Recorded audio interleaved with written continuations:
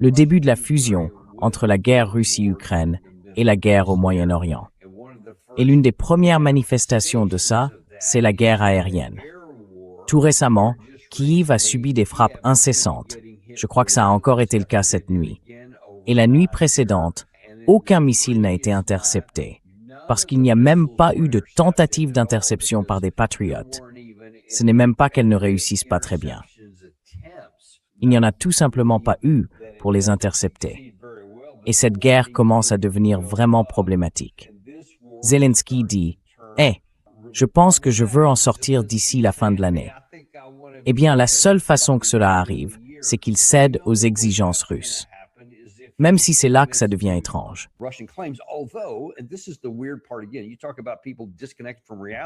Encore une fois, vous parlez de gens déconnectés de la réalité. Zelensky dit « je veux faire pression sur la Russie avec des sanctions, avec ses frappes à longue portée. » Et cette nuit encore, il y en a eu davantage en Russie. Une nouvelle attaque, une installation de raffinage de pétrole a été touchée. Et les entrepôts Whiteberries continuent d'être frappés, même hier. Alors, qu'est-ce qui se passe dans cette guerre, dans l'esprit de Zelensky, des Européens, ou peut-être même des États-Unis? Parce que voilà que le secrétaire d'État Marco Rubio dit soudainement que nous essayons de trouver une solution à tout cela. Ce sont des images assez incroyables, rien que de la nuit dernière. Et encore une fois, on voit que rien n'intercepte ces missiles lorsqu'ils touchent le sol. Qu'en dites-vous?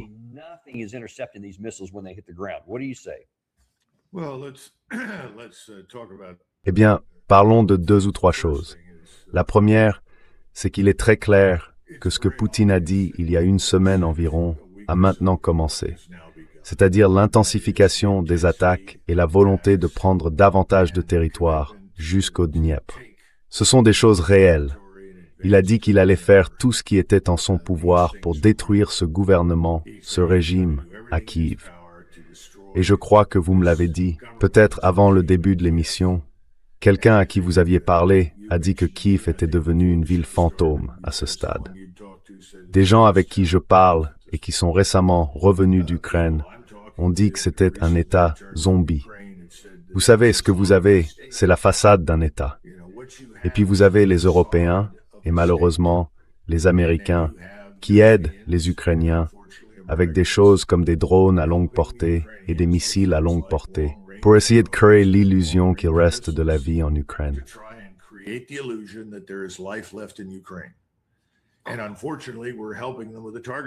Et malheureusement, nous les aidons avec les données de ciblage.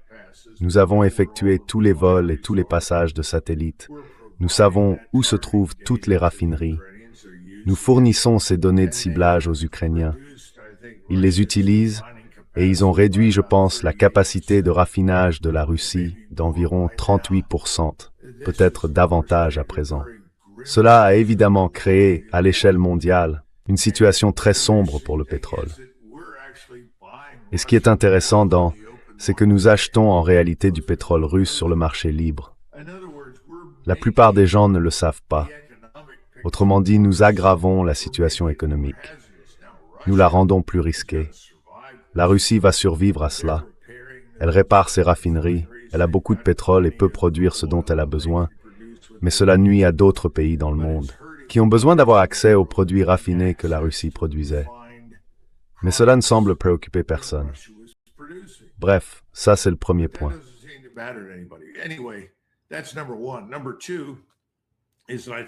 Deuxièmement, je pense qu'on assiste actuellement à certains remaniements dans la structure de commandement militaire russe, et ce n'est pas négligeable. Quand je parle de remaniement, il ne s'agit pas de licencier beaucoup de gens pour en faire venir de nouveaux. Certaines personnes sont nouvelles, mais la plupart sont déplacées d'un poste à l'autre. Et l'une des décisions clés prises au cours des 72 à 96 dernières heures a été de faire venir un nouveau général qui commandait au front pour prendre en charge la logistique.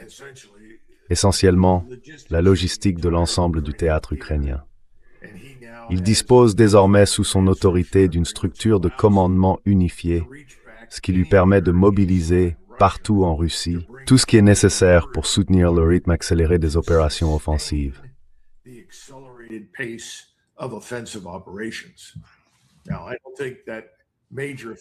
Je ne pense pas que cette grande opération offensive ait vraiment démarré jusqu'ici. On le voit dans les frappes, mais je pense que cela va maintenant se poursuivre au sol. Ce n'est pas une évolution anodine. Quelqu'un a dit, mais pourquoi ferait-il ça? Et j'ai répondu, pendant la Seconde Guerre mondiale, c'était en septembre 1944, Bradley a rendu visite à Patton dans la 3e armée. Rappelez-vous, Bradley commandait le groupe d'armée. Il a demandé à Patton, « J'ai un colonel à part entière qui vient tout juste de quitter le commandement d'un régiment d'infanterie. Excellent bilan au combat, commandant très efficace. Si je te le donnais, qu'en ferais-tu? » Et Patton a répondu, « Je le mettrais à la tête de la logistique. »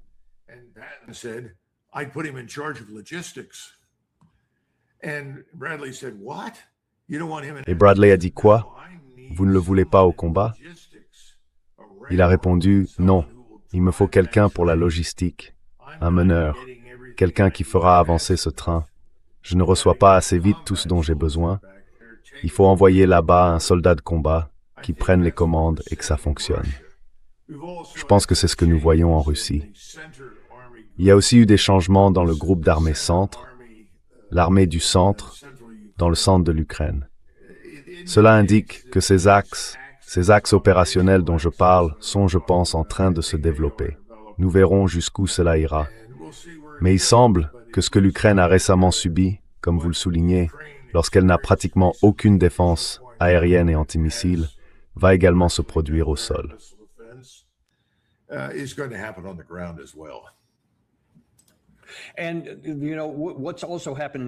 Et vous savez, il y a aussi ce qui se passe avant même qu'on en arrive au terrain. Je vais y revenir dans un instant. Mais que pensez-vous des actions de Zelensky? D'un côté, il dit « Je veux que tout soit réglé d'ici la fin de l'année », en mettant la pression sur l'Ukraine, en mettant la pression sur la Russie.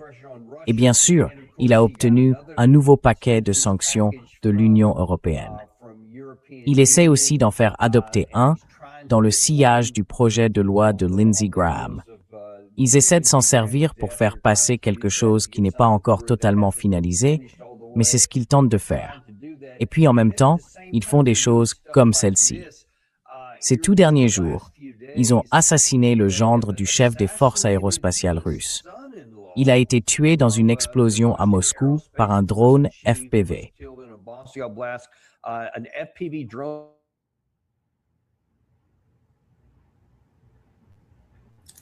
Bonjour, Dan, je t'ai perdu. Après avoir déjà assassiné des généraux russes à Moscou, etc., est-ce que ce genre d'action va réellement aider l'Ukraine?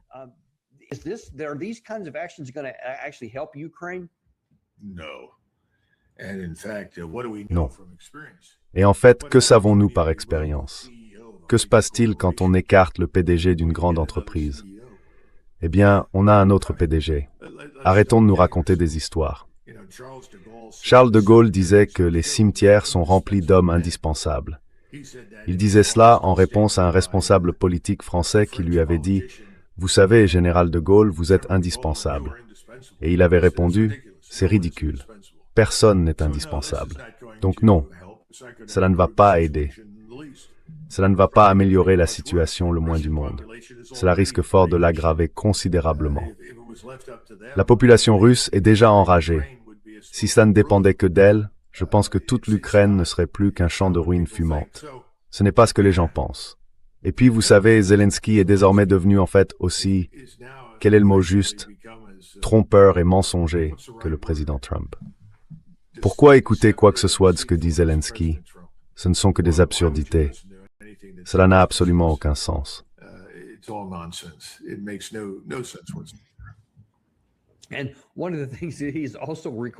Et l'une des choses qu'il demande aussi, tout en expliquant qu'il veut forcer la Russie à conclure un accord, c'est pourquoi ne pas instaurer un cessez-le-feu aérien?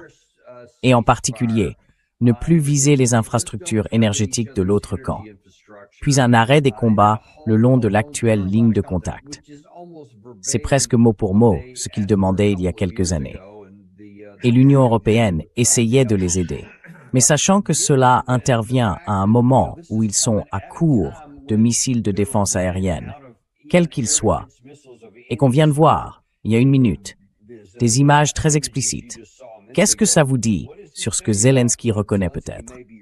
En disant, faisons quelque chose, n'importe quoi, pour essayer d'arrêter ces missiles.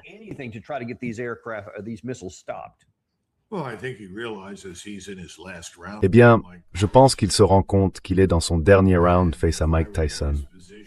Et si j'étais à sa place à combattre Mike Tyson, je lui offrirais tout ce qu'il veut pour pouvoir sortir de là. Donc je pense que c'est ce à quoi vous assistez. Les Russes ne prennent rien de tout cela au sérieux. Ils n'ont ni foi ni confiance dans quoi que ce soit de ce que nous disons. Et ils ne croient certainement rien de ce que dit Zelensky. Il y a eu un article publié récemment, je ne sais pas si vous l'avez trouvé. Je l'ai vu en russe. Je crois qu'il existe aussi en anglais maintenant.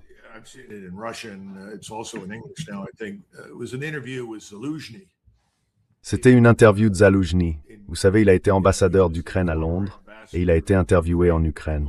On a interrogé Zaloujny sur l'OTAN et il a eu un petit rire. Il a dit « l'OTAN, ce n'est rien.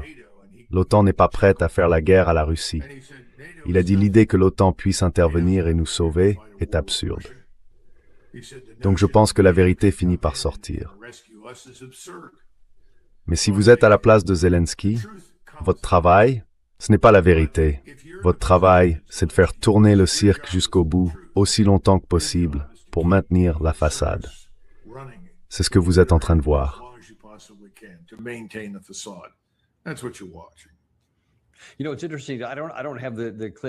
Vous savez, c'est intéressant. Je n'ai pas l'extrait sous la main, mais j'ai vu ce matin, sur Sky News, Son Bell, parler des missiles intercepteurs, du manque qu'il y en a, du temps qu'il faut pour les fabriquer, et du fait qu'il sera trop tard pour que cela ait un effet sur la guerre actuelle, pour les aider, et ainsi de suite. Puis à la fin, il a fait une observation vraiment intéressante. Il a dit, au fait, nous n'en avons même pas assez en Europe et au Royaume-Uni. Nous n'avons pratiquement aucune défense aérienne. Je n'arrivais pas à croire qu'il ait vraiment dit ça.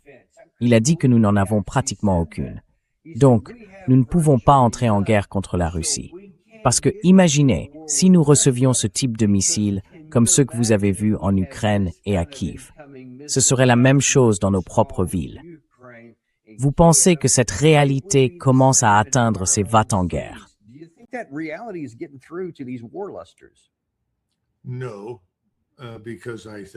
Non, parce que je pense que leur vision, c'est que nous pouvons nous en sortir rapidement, que nous pouvons mobiliser l'industrie et faire tout ce qu'il faut. Et je pense qu'ils ne croient pas que quiconque oserait nous défier. Et bien sûr, ils ont tort.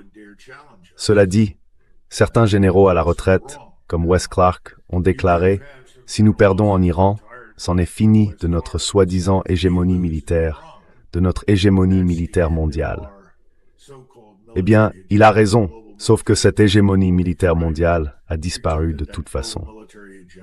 L'autre point qu'il avançait implicitement, c'est que si nous ne parvenons pas à obtenir un succès militaire sur ce théâtre, d'autres nous défieront.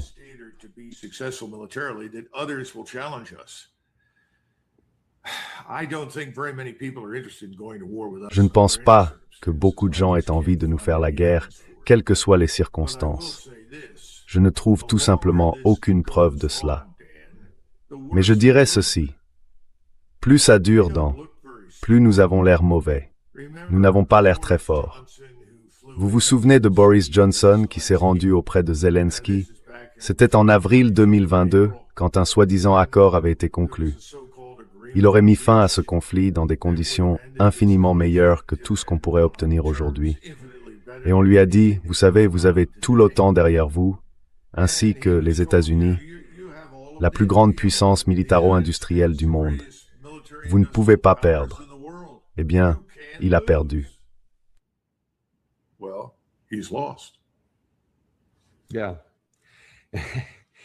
Oui, si seulement on pouvait revenir en arrière et accepter cet accord aujourd'hui, ce serait assez incroyable. Écoutez, dans les quelques minutes qu'il me reste avec vous, je ne veux pas vous laisser partir sans parler d'autre chose qui a fait l'actualité ici récemment. C'est un sujet qui vous intéresse depuis un moment, le dysfonctionnement du système bipartite actuel. On en a beaucoup parlé. Hier soir, Tucker Carlson en a aussi parlé. Il a fait une longue émission d'environ 1 heure et demie, dans laquelle il a présenté, en gros, un plan en 10 points pour créer un nouveau parti. Parce qu'il dit, en citant ici, c'est en fait MTG qui le dit, les deux partis nous donnent le même résultat, peu importe qui est au pouvoir. Davantage de dettes, davantage de guerres à l'étranger, un coût de la vie toujours plus inabordable. Peu importe à quel point vous travaillez dur, les deux partis sont des échecs complets. Ensuite, Tucker Carlson a plus ou moins exposé sa vision de la direction que devrait prendre un nouveau parti. Mais pour l'instant, ce parti n'existe pas. Lui dit pourtant qu'il en faut un. Quelle est votre position là-dessus?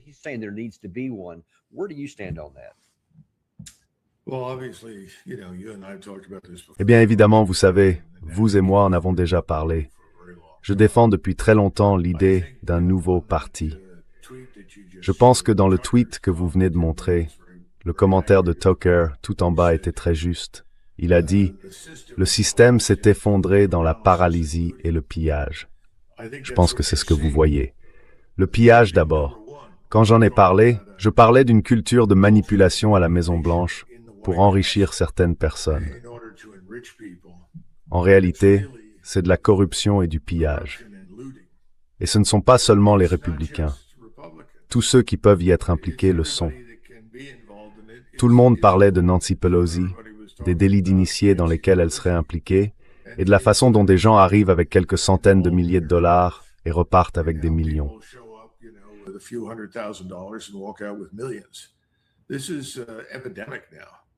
C'est une épidémie maintenant.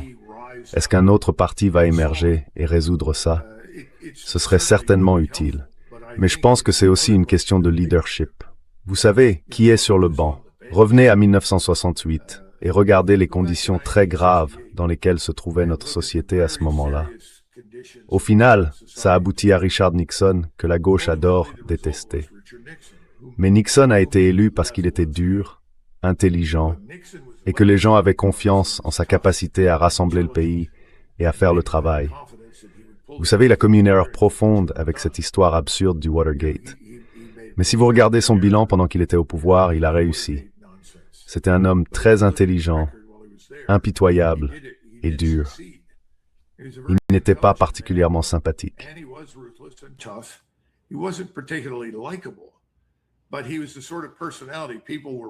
Mais c'était le genre de personnalité que les gens étaient prêts à élire parce qu'ils avaient besoin de quelqu'un pour nous sortir de la situation dans laquelle nous étions. C'était la guerre du Vietnam, avec tous les problèmes intérieurs. Alors, revenons à aujourd'hui. On pourrait passer l'heure qui vient à parler de tous les problèmes que nous avons chez nous.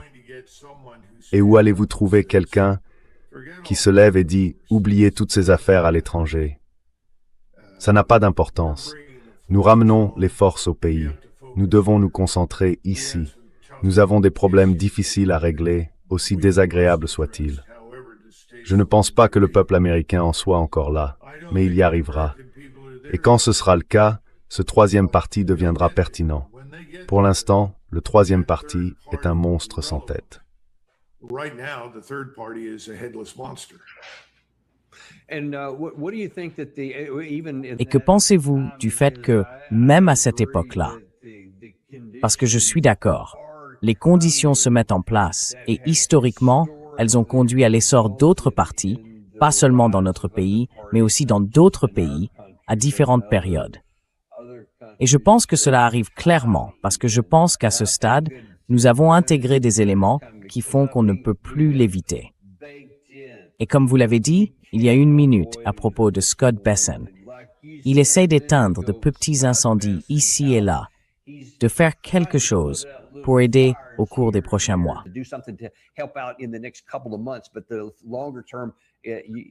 Mais à plus long terme, on va simplement arriver à un point où on ne pourra plus réparer les choses. Alors, quand ce moment viendra, selon vous, à quoi peut-on s'attendre, même avec l'émergence de ce type de leadership dont vous parlez? Il existe quelque part, mais il ne s'est pas encore manifesté, parce qu'il y a des gens formidables dans notre pays. Mais que pensez-vous que feraient les deux pouvoirs en place?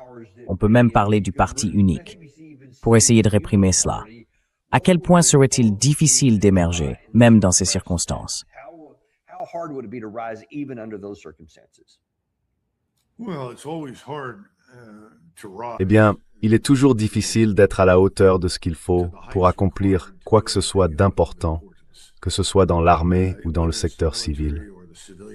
Des gens qui sont réellement ce qu'ils prétendent être, par opposition à ce qu'on voit aujourd'hui. On voit beaucoup de gens prétentieux qui se présentent comme des hommes du peuple, ou des durs, ou autre chose, pour finir par nous décevoir amèrement. C'est ce qui est arrivé à l'ancien mouvement MAGA. Quiconque est encore dans le mouvement MAGA et pense avoir à la Maison-Blanche quelqu'un qui s'intéresse à lui devrait probablement se faire examiner la tête.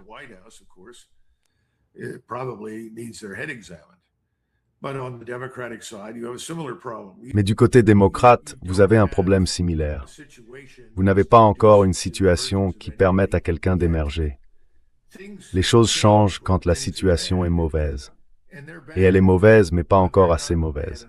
Vous savez, repensez à notre expérience de Catherine en février 1943. Ce fut un désastre. 11 000 soldats allemands ont attaqué 30 000 Américains regroupés dans un corps d'armée. 2 000 Américains ont été tués ou blessés. Un certain nombre ont été faits prisonniers. Tout le corps d'armée s'est effondré. Et au bout du compte, Ernest Harmon, un général de division auquel on accorde aujourd'hui très peu d'attention, est intervenu et a tout remis sur pied.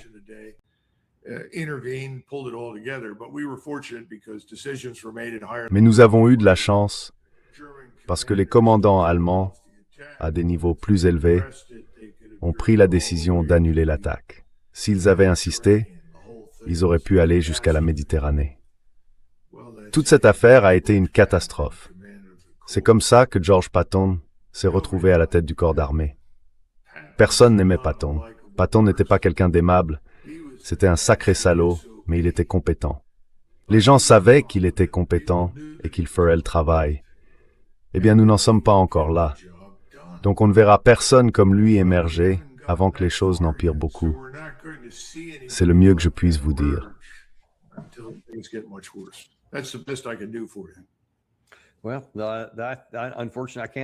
Eh bien, malheureusement, je ne peux contester rien de tout ça. C'est simplement ironique et pervers qu'il faille en arriver là avant que les gens puissent changer les choses. Mais avec les personnes qui dirigent ce pays à tous les niveaux, je ne vois tout simplement pas comment l'éviter. Nous attendrons de voir comment tout cela va se dérouler. Mais écoutez, nous vous remercions d'être venus aujourd'hui, comme toujours, et de nous apporter ces éclairages, parce que je pense qu'ils vont vraiment porter leurs fruits plus tard. Rappelez simplement aux gens d'aller sur mcgregorwarrior.substack.com. C'est là que vous trouverez des articles comme celui qui est affiché à l'écran, ainsi que toutes sortes d'autres articles et de nouvelles publications qu'il pourrait bientôt mettre en ligne. D'accord. Eh bien, merci Danny. Je pense que les gens apprécieront le plus récent sur 3 guerres qui n'en font plus qu'une. Oui, nous avons aussi abordé ce sujet dans plusieurs de nos émissions. Nous y reviendrons donc davantage. Merci beaucoup, nous vous en sommes toujours reconnaissants. Merci Dan. Et nous vous apprécions aussi. On a encore 2 émissions pour vous plus tard aujourd'hui. John Mearsheimer reviendra dans environ 1 heure, à 13 heures. Il a beaucoup de choses intéressantes à dire, comme toujours. Ensuite, Omer Bartov reviendra dans l'émission. Ça fait un moment que je ne l'ai pas reçu. Il parlera de la manière dont les choses sont perçues de l'intérieur d'Israël, de leur processus de décision et de sujets directement liés à notre guerre au Moyen-Orient, ainsi qu'à nos responsables politiques et à notre armée ici, dans ce pays. Vous ne voudrez pas manquer ça, je vous le promets. Omer Bartov, cet après-midi, je crois que c'est à 14 heures. On se retrouve alors dans le Daniel Davies Deep Dive. Nous n'avons pas vraiment de sponsor et il y a une raison à ça. Nous ne voulons pas vous assommer avec une tonne de publicité. Cliquez sur le bouton j'aime et, bien sûr, partagez-ci et nous But, and of course, share this with somebody you love.